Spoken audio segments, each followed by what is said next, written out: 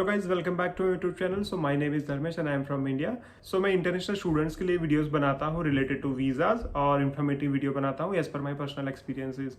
और उसके साथ ही साथ मैं ट्रैवल वीडियोस भी बना लेता हूँ थोड़े बहुत, जहाँ पे भी ट्रैवल करते हैं। तो बिफोर स्टार्टिंग दिस वीडियो, अगर आपको कोई भी क्वेरी है, कोई भी कंसर्न है related to my this content और कोई भी यूके के बारे में कुछ भी पूछना है, तो आप ये वीडियो के कमेंट में भी डाल सकते हो और इवन मुझे डायरेक्टली भी रीच आउट कर सकते हो मेरे इंस्टाग्राम हैंडल के थ्रू। मैंने डिस्क्रिप्शन में वो चीज़ डाली हुई है। वीडियो स्टार्ट करने से पहले मुझे एक और चीज़ कहनी थी कि यार काफ़ी सारे मैंने मेरे यूट्यूब के स्टैट्स देखा था, उसमें काफ़ी सारे लोग वीडियो देखते तो हैं बट उसमें सब्सक्राइब नहीं करते, लाइक नहीं करते। सो अगर मेरे वीडियो पसंद आता है तो ऑब्वियसली लाइक तो कर ही सकते हो और सब्सक्राइब भी कर सकते हो वीडियो अगर पसंद आता है। सो आते हैं आज के वीडियो पे।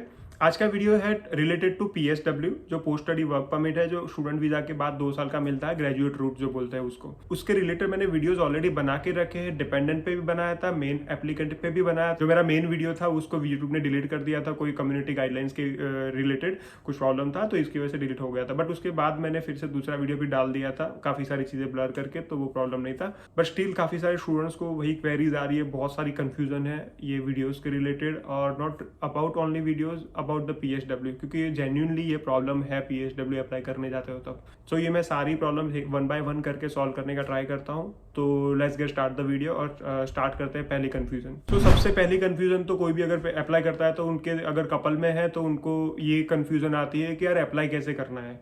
मुझे यही पूछते हैं पहले तो कि यार दोनों एक साथ करना है एप्लीकेशन या फिर कैसे होगा वो एप्लीकेशन, क्योंकि डिपेंडेंट है। तो उसका आंसर स्ट्रेट अवे यही है कि दोनों एप्लीकेशन सेपरेट होगी। पहले आपका मेन एप्लीकेंट का एप्लीकेशन जाएगा और उसके बाद वो कंप्लीट हो जाने के बाद फीस अप्लाई हो गया, सब कुछ हो गया, सबमिट हो गया, उसके बाद डिपेंडेंट का एप्लीकेशन आएगा। तो वो सेपरेट एप्लीकेशन रहेगी, बिकॉज आप जब मेन एप्लीकेंट का जो अप्लाई करते हो तब उसके बाद वो उसका एक ID नंबर जनरेट होता है, वो ID नंबर भी उसमें डालना होता है। तो ये इसीलिए सेपरेट एप्लीकेशन है। तो डिपेंडेंट में आप चाइल्ड की भी गिन सकते हो या फिर वाइफ की भी गिन सकते हो या हस्बैंड के भी गिन सकते हो। तो आपको ये अलग से ही करनी पड़ेगी। अब आते हैं सेकंड चीज पे। ये एक्चुअली कंफ्यूजन नहीं है, तो भी इसके बारे में बहुत सारे लोग पूछते हैं। ये है फीस के बारे में। मैंने उसमें वीडियो में क्लियर लिखा हुआ है, इवन UKVI की वेबसाइट पे भी लिखा हुआ है, पर फिर भी आपको मैं फिर से बता देता हूँ। इसमें नॉर्मली 2 ही टाइप की फीस लगती है, एक तो एप्लीकेशन की फीस लगेगी और एक तो IHS की फीस लगेगी, बस 2 ही है। अब IHS की फीस है वो 1 साल की 624 पाउंड है। तो अगर 2 साल का मिलाओ, 2 साल का PSW होता है तो 2 साल के हिसाब से 1248 हो गया। और रही बात एप्लीकेशन का, वो एप्लीकेशन आई थिंक अराउंड 715 है या 725 है, 10 पाउंड का ऊपर नहीं, मुझे याद नहीं एग्जैक्टली। सो ये दोनों मिला के 2 साल का IHS और एक एप्लीकेशन फी 1900 समथिंग होता है। तो 2000 पाउंड समझ के चल लो। तो 2000 से ज़्यादा चार्जेस नहीं लगते हैं और 2000 पाउंड ही होते हैं मोस्टली अभी। सो 2000 पाउंड लगेंगे पर एप्लीकेंट, तो इतना ही चार्जेस है और सॉलिसिटर या किसी को देने की जरूरत नहीं है अनलेस एंड अनटिल आपको ज़्यादा ही कंफ्यूजन है, आपको अगर कॉन्फिडेंस नहीं है कुछ करने में कि भाई डायरेक्टली कैसे आप एप्लीकेशन करो, आपको डर लग रहा है कि यार कुछ वीज़ा में गड़बड़ी हो जाएगी, तो आप सॉलिसिटर के थ्रू करा सकते हो। But they are charging like 200-500 pound पर एप्लीकेशन। सो मैं रिकमेंड नहीं करूँगा। ऑब्वियसली 200-500 पाउंड आप ऐसे ही दे दोगे, जो जबकि ये एकदम ईजीएस्ट चीज़ है, ऑनलाइन कर सकते हो। और मेरे वीडियोज़ भी देख लोगे तो भी आपको ईजी पता चल जाएगा, क्योंकि मैंने खुद से ही मेरी एप्लीकेशन करी थी और काफ़ी सारे स्टूडेंट्स भी खुद से ही कर रहे हैं, तो कोई प्रॉब्लम नहीं है। अब आते हैं थर्ड कंफ्यूजन पे। एक तो ये कॉमन कंफ्यूजन है, जेन्युइनली कंफ्यूजन नहीं बोल सकते, मेरे लिए भी ये कंफ्यूजन थी, बिकॉज IHS की फीस के बारे में प्रॉब्लम आ रही है while applying a dependent visa.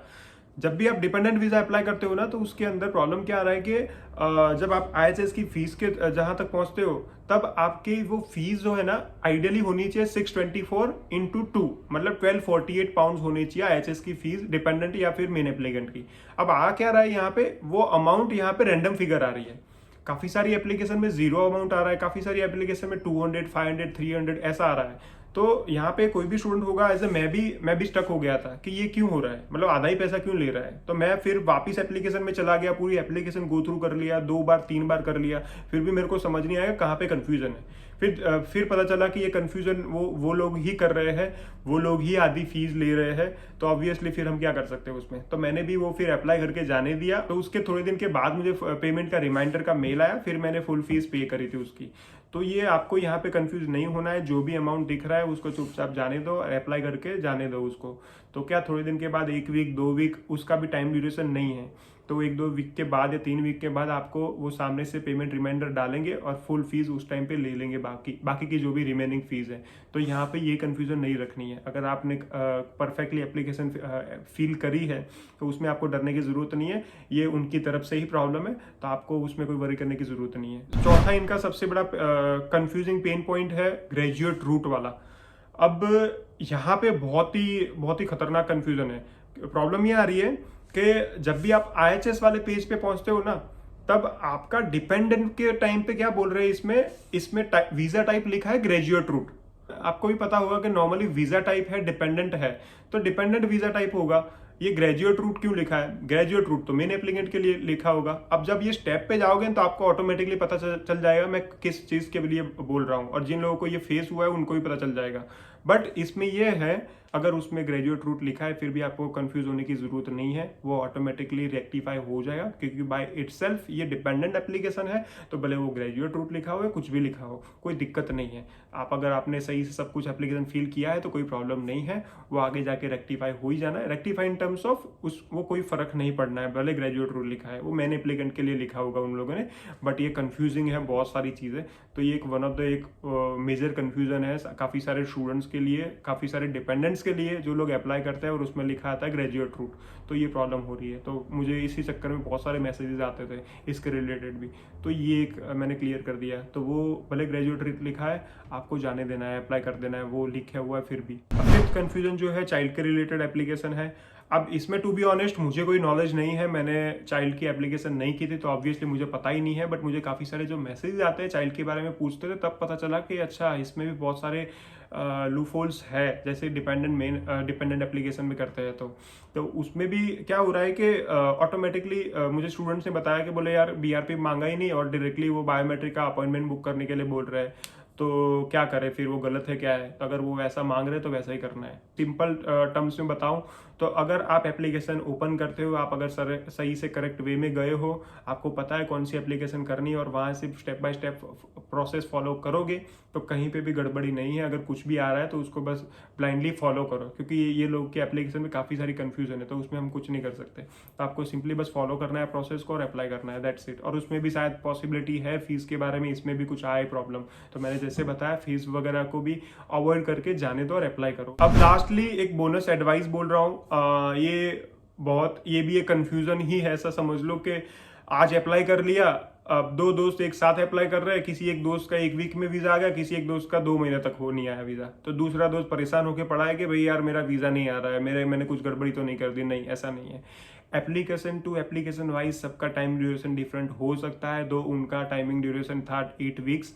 But 8 weeks की जगह वो ज़्यादा भी ले सकते हैं, कम भी ले सकते हैं। मैंने यहाँ पे ऐसे भी स्टूडेंट्स देखे हैं कि जिसका वीज़ा आज अप्लाई हुआ, दूसरे तीसरे दिन ही वीज़ा आ गया। और मैंने ऐसे भी स्टूडेंट्स देखे हैं जिसने आज अप्लाई किया, 3 महीने तक वीज़ा नहीं आया। तो ये भी हो सकता है। अब आपने अगर प्रॉपरली अप्लाई किया है, आपको लगता है कि सब कुछ सही है, तो आपको डरने की ज़रूरत नहीं है। आपका वीज़ा अप्लाइड है तो दैट मीन्स वो लोग टाइम लेंगे। That totally depends on your application, totally depends on वो पूल कितना बड़ा है, कितने लोग की एप्लीकेशन आ गई, कैसे वो काम कर रहे हैं, छुट्टियाँ कितनी आ रही है, वर्किंग डेज के हिसाब से आप काउंट करो। और 8 वीक बोला है तो 8 वीक तो थोड़ा एटलीस्ट टाइम दो। अगर 2 महीना टाइम नहीं दोगे और फिर आप बोलोगे मेरी एप्लीकेशन अभी तक नहीं है, 2 महीने के बाद अगर पैनिक कर रहे हो तो थोड़ा आइडियली समझ भी आता है कि भाई हाँ ठीक है टाइम हो गया ज़्यादा, बट उसके अंदर है तो फिर आपको वेट करना ही करना है, उसके सिवा और कुछ नहीं कर सकते। सो आई होप कि वीडियो पसंद आया होगा। वीडियो पसंद आया हो तो please like and subscribe the channel, और thank you so much. Bye bye.